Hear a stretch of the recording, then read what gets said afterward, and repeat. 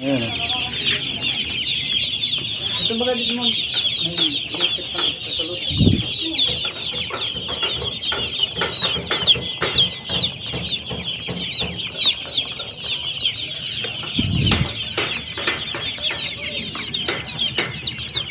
Pwede naman sa ibaba, pwede man dili ha. Wala na gusto mong upod. Para lalo, no?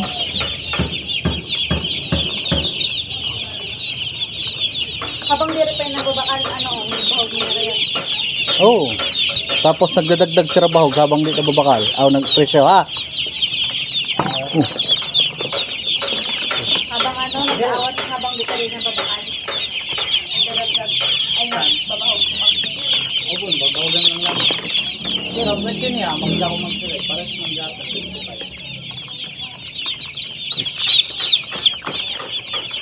Ay, nainitong kanina. Di pa tangan pa lang namin yung kanina. Tubig. Hala, kanina niya. Hindi lang. Kanina na alas. Hindi siya. Mga sambaho. Bilangan daw tabi para guys.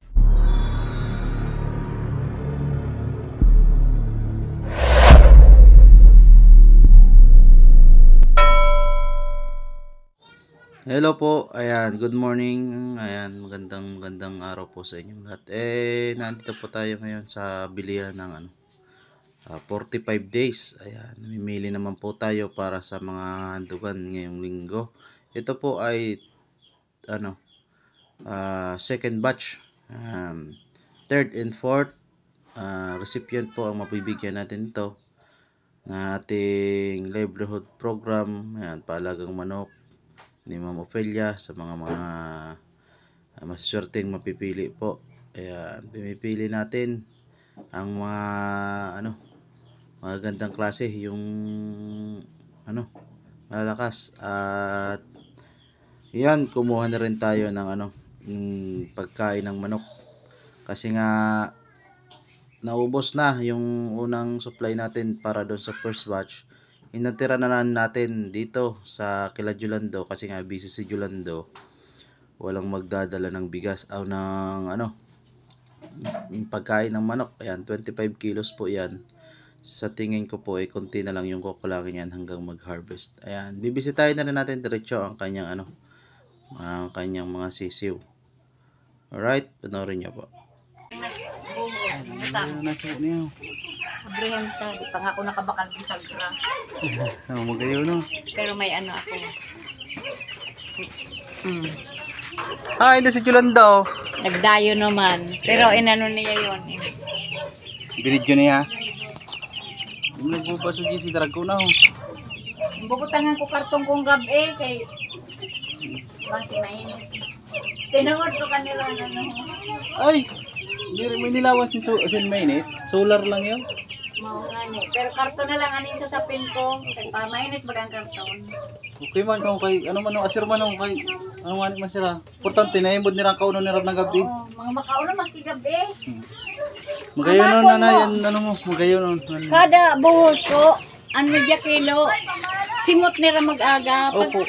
Pagkaaga naman, butang naman Makusog pa yun magkaon kay nagkukupakusog na yun. Mga Ayun. interesting ko, may sayo ako na siwo na nag-gym sa wala kuan sa pato.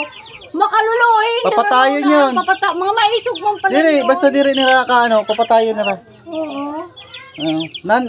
Dapat di siya mahalian kay luluhuon niya ang lubot niya. Pag yun may ipot din nagkupot, Oo. tapos nagutuman sira. Oo. Maski sa dire niya kapwa nira, kakauno nira. Oo.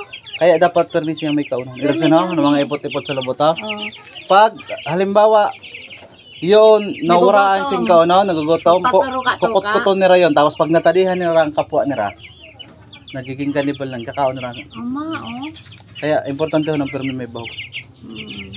Pero pag may balukag na sira, okay na. Hindi naman yung man.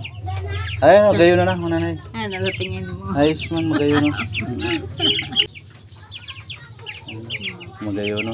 Ayan po nanay, may ako na 25 kilos po yun. Sigurado, diyo na lang sunang kukulangon. Ini hanggang magtapos. Hanggang Para pa lang sira na yan, 1 week pa lang ha. Opo. 7 days. 7 days. 7 days oh.